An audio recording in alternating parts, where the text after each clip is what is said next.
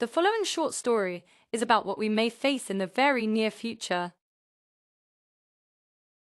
The heist began not with a bang, but with a quiet, collective realization. It didn't require balaclavas, getaway drivers, or hacking into a mainframe. The greatest wealth transfer in history was orchestrated by nurses, mechanics, teachers, and retirees. They were the silversmiths of the modern age. And their weapon of choice was the very thing the establishment was printing into oblivion: paper currency. Phase 1.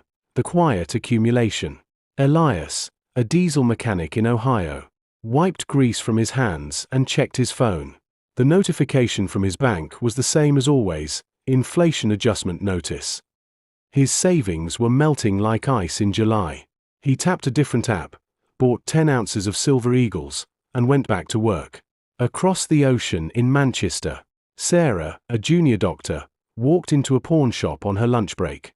She traded a week's worth of rapidly depreciating fiat tips for a handful of pre-1947 shillings and a small bar. "Another one?" the shopkeeper asked, eyeing the empty slots in his display case. "Paper burns," Sarah smiled tightly.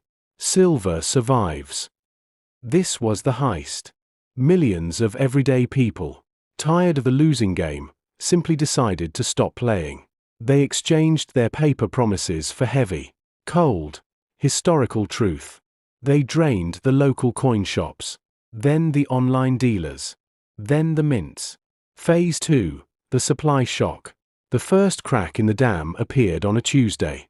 It started with out-of-stock banners on the major bullion websites. Then, shipping delays stretched from weeks to months. The spot price on the manipulated paper markets showed silver at $69 an ounce. But try to buy a physical ounce for less than $100, and you'd be laughed out of the shop. The disconnect was undeniable. The paper market, where bankers traded imaginary silver 500 times over, claimed there was plenty. The physical market, where Elias and Sarah held the metal, screamed that there was none. Industry giants panicked first. Solar panel manufacturers and electric car companies, realizing their just-in-time delivery contracts were worthless without physical metal, tried to secure delivery. They were met with empty vaults. Phase 3. The global run. News broke that the COMEX, the primary exchange for silver futures, had defaulted.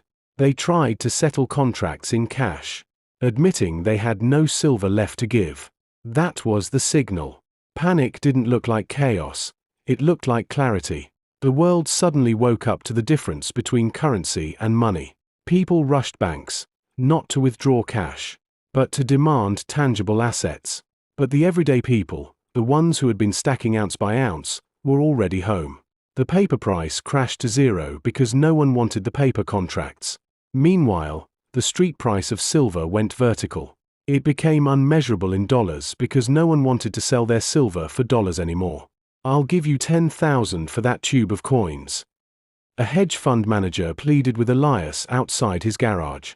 Elias patted his pocket, feeling the heavy, reassuring clink of real money. "Sorry, pal. I don't take paper." The aftermath. True value. The manipulation ended because the lie could no longer cover the empty space where the silver used to be.